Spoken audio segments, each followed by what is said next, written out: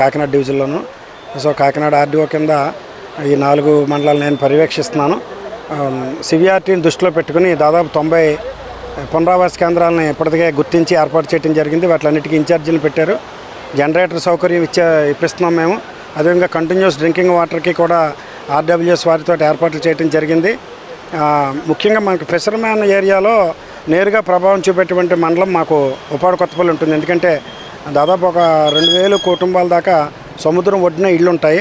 వాటిలన్నిటికీ ఖచ్చితమైనటువంటి ప్రభావం ఉంటుంది. కాబట్టి వారందరినీ కూడా రేపు ఉదయం నుండి పునరావాస కేంద్రాలకి వచ్చామనేసి హెచ్చరించడం జరిగింది. ఆటోల ద్వారా వారందరినీ హెచ్చరించడం జరిగింది. అదేవిధంగా మత్స్యకార పెద్దలందరితోటి కూడా ఇప్పుడే ఒక 200 మందితో అన్ని గ్రామాల నుండి సమావేశం జరిపి వారందరి సహకారం కోరటం జరిగింది. కొంచెం రెసిస్టెన్స్ ఇస్తూ ఉంటారు. మేము చాలా తుఫాను చూసామండి, ఏం పర్వాలేదు అనేటువంటిది రెసిస్టెన్స్ ఇస్తూ ఉంటారు. బట్ ఇది అన్నిటి తుఫాను వంటిది కాదు. మనకి తీరం దాటుతున్నది, ఎక్కడో తీరం దాటే తుఫాను కాదు. కాబట్టి హెవాక్ మనకే ఎక్కువగా ఉంటుంది అనేటువంటి ఉద్దేశంతో అందరికీ నచ్చడం జరిగింది. అదేవిధంగా హోప్ ఐలాండ్లో ఒక 110 మంది ఉండిపోయారు. వారు 110 మంది తీసుకురావడానికి 5 టగ్ బోట్లతోటి పోలీసు రెవెన్యూ సిబ్బంది ఉదయం నుండి అక్కడే ఉన్నారు.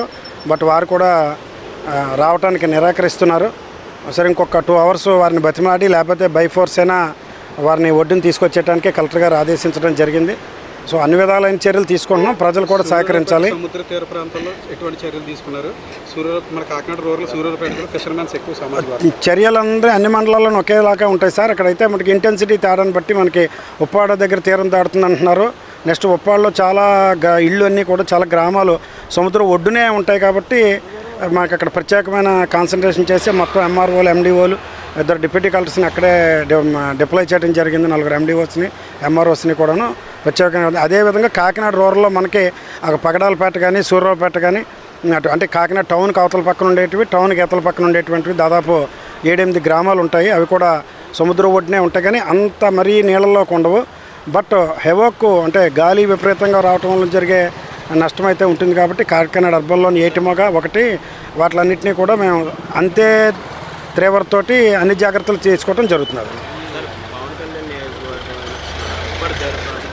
అక్కడే తీరం దాడుతున్న నేపథ్యం పవన్ కళ్యాణ్ మీతో ఏమైనా మాట్లాడే అవకాశం ఉందా?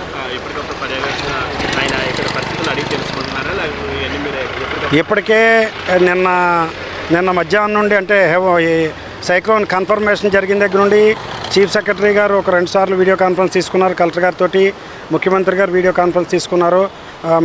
పిఠాపురం నియోజకవర్గానికి వరకు డిప్యూటీ సీఎం గారు ప్రత్యేకమైనటువంటి ఇచ్చేస్తూ తూర్పుగోదావరి జిల్లా మొత్తానికి అంటే అరెస్ట్వేల్ తూర్పుగోదావరి జిల్లా మొత్తానికి వారు కూడా కలెక్టర్ గారితో నిన్న 2 సార్లు కాన్ఫరెన్స్ తీసుకోవడం జరిగింది. వారు ఇచ్చినటువంటి సూచనల మేరకే ఇక్కడ మొబైల్ హాస్పిటల్ కూడా ఒకటి ఇమీడియట్గా పెడుతున్నారు.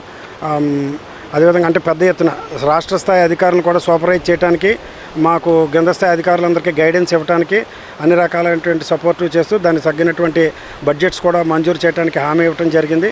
కంటిన్యూస్గా రాష్ట్ర ప్రభుత్వ సీనియర్ ఆఫీసర్స్ కానీ అదేవిధంగా మంత్రివర్గంలోని సంబంధిత మంత్రులు కానీ ముఖ్యమంత్రి గారు కూడా మా అధికారులందరినీ ఎప్పటికప్పుడు హెచ్చరిస్తూ ఉంటున్నారు. పొజిషన్ అంటే రేపు ఎల్లుండి మనకి యాక్చువల్గా రేపు సాయంత్రం నుండి సివిఆర్టీ గ్రౌండ్ మీద కనపడుతుంది. కాబట్టి అప్పటి నుండి ఇంకా మరింత జాగ్రత్తగా ఉండాల్సి వస్తుంది. 3 రోజుల పాటు జిల్లాలో క్లిష్ట పరిస్థితులు ఏర్పడే నేపథ్యంలో ఉన్నాయని పరిస్థితులు అది అధికార యంత్రాంగం చెప్తున్న తరుణంలో మంత్రులు ఎవరన్నా వచ్చే అవకాశం ఉందా? లేకపోతే డిప్యూటీ పవన్ కళ్యాణ్ ఇక్కడికి వచ్చే అవకాశం ఉందా? మీకు ఏమన్నా అంటే ప్రీవియస్ ఎక్స్పీరియన్స్ తోటి డెఫినెట్గా అటువంటి ఇది ఉంటుందండి. ఇప్పుడు దాకా లేదు కానీ డెఫినెట్గా ఇంటెన్సిటీ లేదంటే తీవ్రతను బట్టి మనకి జరిగే నష్టాన్ని బట్టి ఖచ్చితంగా మీకు ముందు తెలుసు ఉద్దు తుఫాను ఏ విధంగా ముఖ్యమంత్రి గారి దగ్గరుండి అలాగా మానిటర్ చేసి చూసారో అదే టైప్ ఇప్పుడు కూడా ఉంటుంది. సహజం, అది క్వైట్ న్యాచురల్. ఎందుకంటే వారి ఆధ్వర్యంలోనే అంతా జరుగుతుంటుంది. కాబట్టి అది ప్రాబ్లం. వచ్చే 3 రోజుల పాటు జిల్లా ప్రజలకు మీ దగ్గర నుంచి ఏ విధంగా చర్యలు అందరూ కూడా తుఫాను ప్రాంతం అంటే సముద్రం ఒడ్డే కాదు, అదర్ దాన్ ఏరియా అంటే మెట్ట ప్రాంతాల్లో కూడా మీకు గాలి వచ్చి చెట్లు, లైట్ స్తంభాలు లేకపోతే తోటలో పడే అవకాశం ఉండిపోతుంది. కాబట్టి అందరికీ కూడా మైటో ద్వారా మైకు పెట్టి చెప్పించడం జరుగుతున్నది.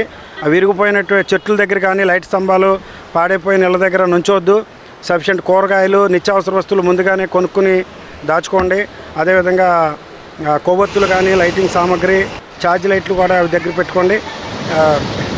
అప్పటికప్పుడు ఇబ్బంది పడతాం కదా. ఎందుకంటే ట్రాన్స్పోర్ట్ ఆగి కొన్ని సరుకులు నెక్స్ట్ డేస్ ఆఫ్టర్ సైక్లోన్ రాకపోయే అవకాశం ఉంటుంది కాబట్టి మనం సఫిషియెంట్గా నిల్వ ఉంచుకోవాల్సిందిగా ప్రజలందరికీ కోరుతున్నాం.